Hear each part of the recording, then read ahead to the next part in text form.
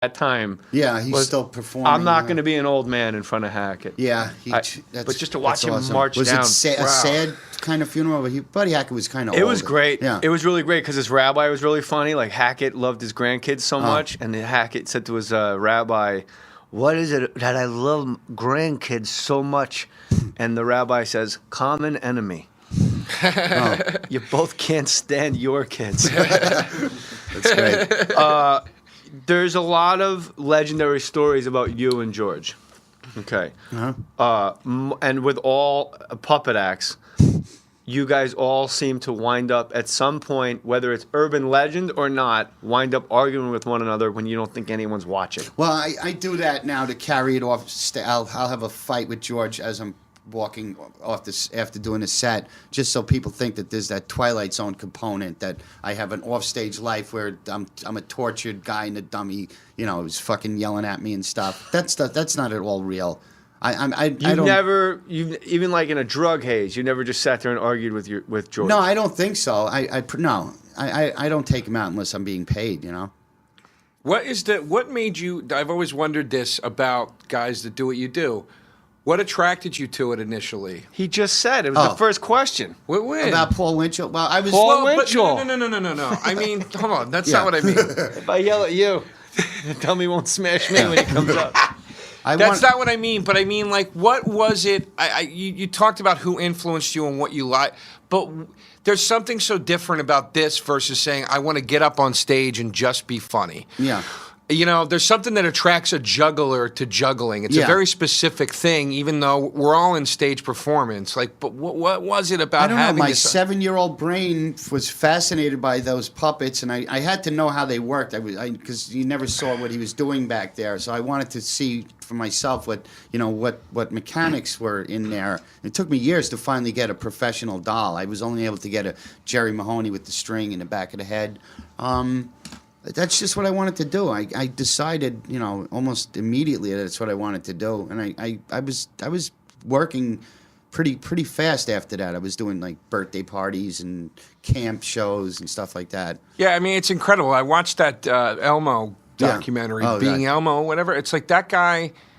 I mean, from the time he talks about when he saw Sesame Street, when he was like 6 or whatever, and he literally said he was looking at the TV going, I want to do that. Yeah. Like, I want to be he's, I think, was more fascinated by being a puppeteer and then slowly got into the You never wanted to do it alone, by yourself? No, I mean, I only went into the clubs because you couldn't street perform in the winter in New York. I went out to California, and I got the guy I was with, a magician, got arrested because it was another guy, this black dude, Chris Capehart. We were misinformed that street performing was encouraged in L.A. It was Venice Beach, and we just set up somewhere in Los Angeles, and he got arrested immediately. So, in the winter, a street performer has no place to perform. So, then the Improv and Catch were available. I started going to those places. But you always wanted to go, you were drawn first to ventriloquism. You never thought, Otto Peterson, want to go up on stage and be funny and just do it by myself. No, I didn't think I had what it takes to do that. I didn't have enough of perspective. I mean, Joe knows everything about stand-up. We were talking a lot about stand-up. I always liked the clowns, the Abbott and Costellos and those guys. I liked the physical comics as a kid. That's what fed me.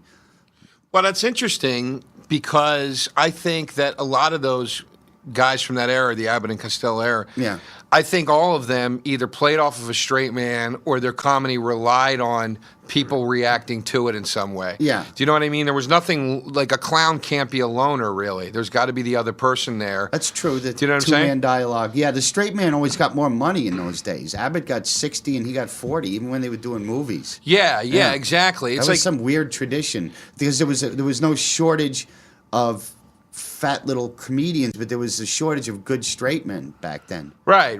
And I was watching something about Lucille Ball where she was talking to Buster Keaton. Yeah. She worked with Buster Keaton, and he talked about the clowns and everything. And it's like, it makes sense. It's like if Lucille didn't have Desi, it stinks. Yeah. Do you know what I mean? He brought a lot to that show. He brought sex appeal. He brought music. Yeah, that show was horrible without Desi on this. Horrible. Yeah. You need him there going, what the fuck are you doing? You know what I mean?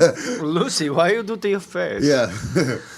It is weird, like the clown dynamic, and you're a straight man on stage, but you're a straight man with an inanimate object. Yeah.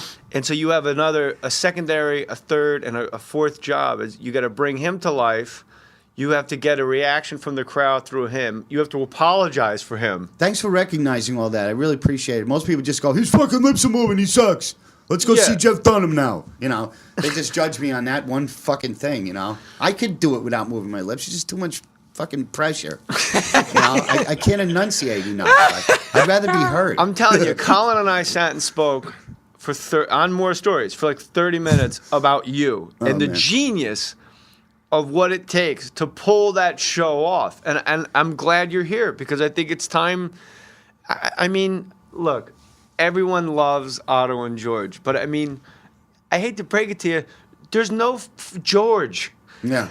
George, it's go weird. in your sock drawer and look at your goddamn underwear. Same thing. Yeah. All right? Take off one of your shoes, hold it in your hand. That's George. Right. It's nothing. The only thing that makes it great is the eyebrows go up, which is my personal favorite. Yeah. I love when he just feigns disgust and his eyebrows go up. I think there's even. I think there's even. I don't feel that. Another layer to what you're saying about him being the straight man to an inanimate object. I think in most acts that are similar to what you do, I think the figure gets the laughs a lot. But in your act, even though the figure is the guy getting the laughs, I almost think he's the straight man because you're the butt of all the jokes. Yeah. That he's looking at you. He's Bud Abbott. He's looking at you going, what the fuck is wrong with you? You fucking stupid shit. You know what I mean? Yeah. Language.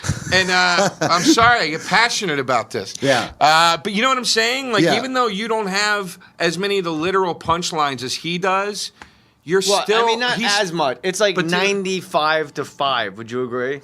95 to 5 Punchlines. Like you give all of them to George. Yeah, completely. When I tell a joke, it just lays there dead, you know. And the best is I love when George, when you make George, like I said, if Joe DeRosa at Joe DeRosa Comedy, because Joe DeRosa's taken, whatevs. Yeah. At complete my song, and I'm at jmohr37. Oh, by the way, I'm supposed to say this. Don't forget to go to jmohr.com, click the Amazon banner, and buy something on Amazon through my website. That's the way to do it. That's how we all get paid, and that's how we can afford to get George a new denim jacket. How creepy is that to be buying clothing for a figure? A lot of people give me clothes. I still don't know what size he is. Yeah, it is weird. And then you have to slash a big hole in the back to stick my hand in. Yeah. So you never been to like Baby Gap? Like that looks nice. What I'm wearing? Oh. So you are, buddy. No, for George. Yeah, I guess so. I mean, only women notice that. Oh, you changed his outfit. Guys don't give a fuck. I had a Yankee uniform on George for 20 years and never changed it. It smelled. But women notice that. If you change the sneakers, they'll react to it. Girls. I guess that's all we ever want. But they notice they're aesthetically different. You know, they'll watch a porno movie and be like looking at a lamp in the corner and thinking that's going to be good in our house, you know. I like that through the years, George has steadfastly refused to change from his Gene Simmons hair. Oh. I always say he looks like Dennis Miller after a fire. Really? The black hair? Yeah. But I love when you, like I was saying, if me and Joe DeRosa are on stage and we're eating it, we can't go, what the fuck's wrong with you guys? Like, I know this is funny. You saw, but like George can just, you make George pile it all on you. Like you'll say something like to set up George, and George, I've seen George look at you and go, ever notice every time you talk the show sucks? I actually get physically You half Danish Jew junkie, sweat out the drugs. After a lot of that, I feel it's just like, you know, when you do positive things to yourself and you cheer up, it actually hurts me after a while. I feel depressed and like a loser, you know. But you're the one saying it. Yeah, but it's still if you just sit there and go, you're a loser, and your posture's going to change and you're going to get depressed. But that feeds into the point I'm making. Yeah. You're the one thinking it, making the dummy say it back to you. Yeah. So you think it, and then you have the dummy, the figure, say it out loud back at you. So like if I'm on stage going, I suck. This is terrible. This is an off night. There's got to be some schizophrenia that's crept in through the years, but I wasn't initially like, you know, two different personalities or anything like that. But I guess it's somehow manifested itself. I've heard you a lot on Opie and Anthony when you're just alone. Yeah. And you are really funny. Oh. But you have no desire to go out on stage. Aren't there enough stand-ups, for Christ's sake, now? Yeah, but if you need to do it, you need to do it. Yeah. There's a lot of fucking crackheads out there, but some of us feel the need to go out and cook dope. Do I have any desire to do an act by myself? No. Okay. Yeah. And when you make George mock you, some of it is, in the moment and quick. And I gotta just say, it's brilliant. I remember once I watched you at the Laugh Factory, and if you ever watch Otto and George in fast forward on a DVD, like ×2 or ×4 the speed, it's really just a really fast 4-minute video of Otto pulling George by the jacket, like, "Come on, take it easy, take it easy, come on, or calm down now, calm down." I do that a lot. And then, but I saw you once, and you said, I don't know, it was about just something about, vaginas or whatever. And then you said, all right. Like you wanted to move on. No. And then about 2 jokes later, you made George look at you and go, all right. And it freaked me out because it was like the amount, like the time delay of it. Yeah, it's brilliant. That's like what fascinated me and Colin and Joe. Like there's I don't think people realize. It's like, hey, he's a puppet act. What's the big deal? He's a puppet act and he swears. You don't realize the amount, the technical aspect that goes into pulling that off. Otherwise, you just suck. Well, Billy Hayes told me that story when you and Billy and Otto and George were all in O&A together. And oh my God! By the way, have you ever been blown this long? No, this is good.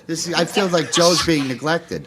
No, Joe's stop. here in case George came out. I had George here so you could slam him instead of me. Oh, okay. I'm like, when do you bring George? I'll bring DeRosa. He's half Egyptian, and he goes, "Oh, okay, yeah, I can work with that." Is that really why I'm here? Yes. You fucking asshole. Yeah. Well, I needed a third mic in case if George comes out, then he's just sitting across from me. Then you know how weird it is if it's just Otto looking me in the eye after this discussion, and then George is slamming me, and I'm like, Otto, I know it's you. Yeah. Like just what you just said, there's truth to that. We just talked about it for a half But hour. I just feel like now You're on a podcast. At the end of 250,000 people at Joe DeRosa Comedy. Cheer up. Thank you. Jesus Christ, we have more listeners than Piers Morgan. And you're whining. Who's Piers Morgan? Exactly. Oh. CNN. So the British guy that replaced Larry King. Oh, really? Yeah. What happened to Larry King? I retired. Oh. For my money, beets are a great vegetable. This is hard-hitting news. Push-ups are hard. So all right, yeah. So we're at Opie and Anthony. You're at Opie and Anthony. You want it? I was not on the show that day. All right, so let me tell But the it. story, You want? Can I have it? you can have it, dude.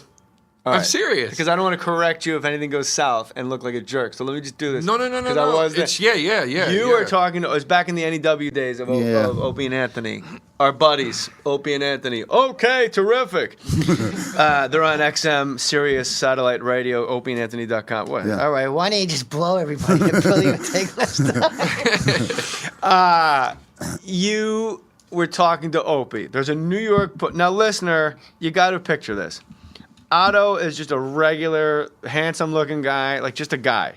He's not like a piece. He's not like a fat slob. He's just like a regular, like good-looking guy. Yeah. He's just sitting there having a conversation with Opie. Like they're actually talking about like the day's events. Right. The New York Post is open. The radio stations have those giant counters. Yeah. The New York Post is open, and there's something about Madonna in the New York Post. As Otto is talking to Opie, you got to now just hang in there with me and picture this, listeners. Otto is talking to Opie. Like, they're having a full conversation about, I don't know, taxes in Long Island or funding Nassau Coliseum to bring back the island or something that's for real. Right. As they're talking, George is looking down at the Post, intermittently going, Yeah. Ugh, Madonna's a hooer. Yeah. But Otto never stopped. There was a complete disconnect between you and the figure. Then in the middle of the conversation, I look at Opie and I make a gesture towards George like, this is like an other level happening that we're watching. We're watching someone actually. I wanted to see if anybody would pick up on that. You know, we picked up on Yeah. it. Opie and I always do like this eye contact thing. Like if a guest sucks, we'll look at each other and go like, hey. But like no one else can catch it because it's too mean. Yeah. And I look at Opie like, this is amazing. So Opie picks